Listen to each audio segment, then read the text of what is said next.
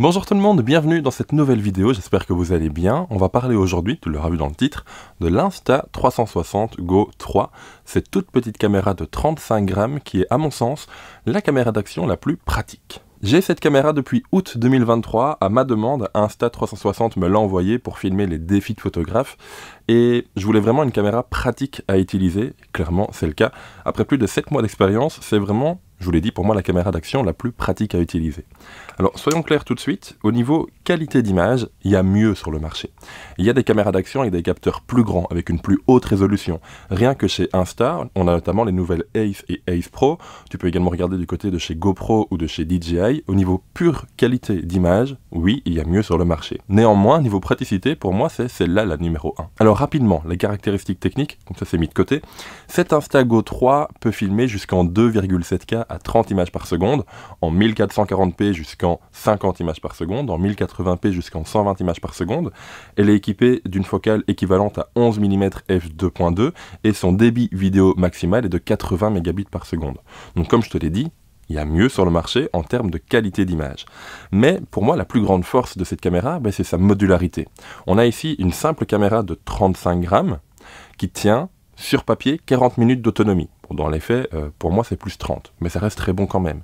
Et elle est accompagnée pour cette troisième version d'un Action Pod, c'est un boîtier dans lequel, de façon magnétique, tu viens ranger la caméra, de façon à avoir un boîtier d'Action Cam qu'on connaît beaucoup plus, dire un boîtier avec déjà quelques petits boutons en plus, ne fût-ce que le bouton on-off, et un écran tactile et rabattable pour se voir, pour se vlogger.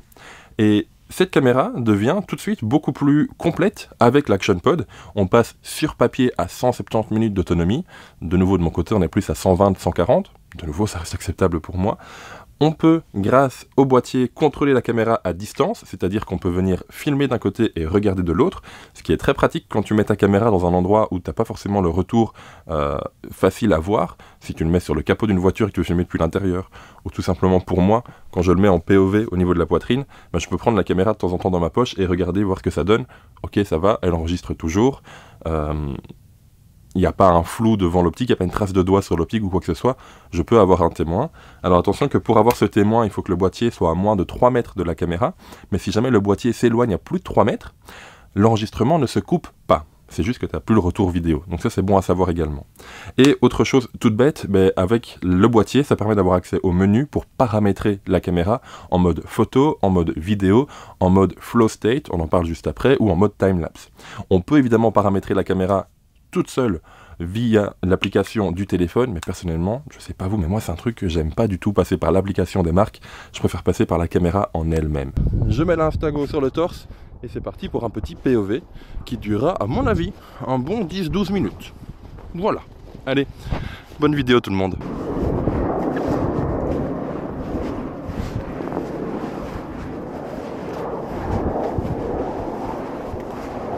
On a parlé d'un nouveau mode, le mode Flow State. Il faut savoir que cette caméra, la Insta Go 3, elle filme en carré. Ouais, ça c'est génial. Ce qui te permet, en avance, avec le mode vidéo, de choisir si tu veux une vidéo en 16/9 ou en 9/16 pour à l'horizontale YouTube, ou 9/16 à vertical pour tout ce qui est réseaux sociaux, ou même les shorts sur YouTube au final. Mais tu as un mode qui est le mode Flow State, où avec un maximum de 1440p, donc on n'est pas en 2,7K, la caméra va tout enregistrer et c'est toi qui choisis par après si tu veux du 16/9 ou du 9/16 ou les deux. Et ça c'est cool, ça permet avec un seul plan vidéo de faire un plan vertical pour les réseaux, un plan horizontal pour ta vidéo YouTube, avec juste un seul plan et ça c'est vraiment vraiment cool. Bon, je l'avais dit, mais Nicolas s'est perdu, il vient de me téléphoner, alors rien de grave, il a retrouvé la voiture, donc on se donne un point de rendez-vous à la voiture, ça sera plus simple pour tout le monde. Moi ça m'a permis de lire pendant un bon 10 minutes, et en pleine forêt j'avoue que c'est quelque chose que j'avais jamais fait, et qui est très sympathique. Évidemment, cette caméra est stabilisée, la stabilisation fonctionne plutôt bien, alors attention, je fais pas de sport extrême. Je fais pas de sport tout court, d'ailleurs, ça se voit peut-être. Donc je sais pas te dire ce que ça donne. Lorsqu'on fait du ski, lorsqu'on fait du VTT, lorsqu'on fait du saut en parachute, j'en sais rien, j'en fais pas avec cette caméra. J'en fais pas tout court non plus. Donc en fait, moi la stabilisation fonctionne bien quand je marche avec, lorsque j'utilise en POV ou lorsque j'utilise en caméra embarquée. Et c'est à mon sens l'utilité d'une caméra d'action, pour moi, c'est d'avoir une caméra qui va me donner une bonne image et un bon son rapidement et pratiquement. Si je veux une top image et un son défiant toute concurrence, je vais utiliser mes boîtiers photo et un micro externe. Ici c'est pas le cas, tout est intégré au boîtier. Il n'y a pas de micro externe, il n'y a pas de light à ajouter en plus, et effectivement, dès qu'on est en basse lumière, l'image va pêcher un peu, il va y avoir un peu de grain, l'image va être un peu dégradée, mais au moins j'aurai une image. C'est à mon sens le but de cette caméra, c'est d'avoir rapidement et pratiquement une image. Pourquoi pratiquement? Je vous l'ai dit déjà, il y a cette modularité, avec le bloc ou la caméra seule, et puis en plus, l'arrière de la caméra et le dessous du bloc sont aimantés. Ce qui veut dire que tu peux venir littéralement scotcher ta caméra partout. Pas besoin de trépied lorsque tu te balades et que tu veux faire un vlog, tu peux simplement venir l'aimanter à n'importe quelle surface. En plus de ça, il y a quelques accessoires qui sont fournis. Alors évidemment, comme toutes les caméras d'action, il y a plein d'accessoires sur internet de différentes marques. Ceux qui sont fournis dans la boîte, il y en a 3. Il y a ce petit support très classique qu'on connaît depuis des années, que tu viens simplement coller à un endroit, et ensuite que tu viens coller à ta caméra. Alors c'est un système de crochet avec un verrou, donc ça fonctionne vraiment très bien. Hop, on vient le mettre, et une fois que vous avez entendu le verrou verrouillé, tu peux y aller, ta caméra ne bouge pas. Et à chaque fois, pour quasiment tous les accessoires, tu as la possibilité de monter le bloc dessus, ou simplement de monter, hop, juste la Go 3. Donc ça dépend vraiment de ton utilisation, soit le bloc complet, soit juste la Go 3, et de nouveau, ça ne bouge pas. Une fois que le verrou est bien enclenché, voilà, pour l'enlever, il faut bien appuyer sur le verrou, sinon ça n'ira pas. Et autre accessoire qui est dispo également dans la boîte, c'est ce clip pour casquette. Alors là, évidemment, vu que c'est pour mettre sur la casquette, on va pas mettre le bloc, ce serait trop lourd. Hop, on va juste mettre la Instago 3, 35 grammes. Le bloc, c'est 95 grammes. Donc sur l'ensemble, on est à 130, ça reste quand même acceptable. Mais évidemment, sur la casquette, au plus c'est léger, au mieux c'est. Et le troisième accessoire qui est dispo directement dans la boîte, c'est mon préféré, c'est un collier magnétique. C'est grâce à cet accessoire que je fais mes POV. Vous savez, c'est des sessions de photos où je vous emmène en caméra embarquée, où la caméra est au niveau du torse. Ce collier magnétique, c'est simplement un collier que tu viens mettre en dessous d'un vêtement, d'un t-shirt, d'un pull, d'une veste, pas trop grosse, attention, et tu viens simplement coller, magnétiser ta caméra au travers du vêtement, et donc elle tient toute seule, comme par magie, et ça c'est cool. Il y a quelques années, lorsque je devais faire des POV, lorsque je prenais une GoPro par exemple, je devais prendre tout un harnais avec un gros support GoPro qui prenait vraiment cette taille-là au niveau du torse. La GoPro, donc c'est en plus encore un peu plus grand que le bloc complet, était sur le torse, c'était très voyant, c'était pas très agréable pour moi à la porter. Ici c'est vraiment tout léger et ça se fait très rapidement et très pratiquement, encore une fois. Donc voilà, en conclusion, pour moi c'est vraiment la caméra d'action la plus pratique à utiliser. On n'est pas ici sur la caméra avec la plus grande, la plus belle des qualités d'image, mais on est sur une caméra qui va être simple à utiliser pour vous, et personnellement quand une caméra est simple à utiliser, ça me donne envie de l'utiliser souvent. Et clairement j'utilise pas mal depuis août 2023, depuis 7 mois maintenant. C'est une caméra que j'utilise beaucoup pour me filmer. Franchement, c'est super agréable. Donc, est-ce que je te la conseille? Oui, bien évidemment, réfléchis avant d'acheter. C'est pas parce que je t'en fais une vidéo qu'il faut absolument te jeter dessus.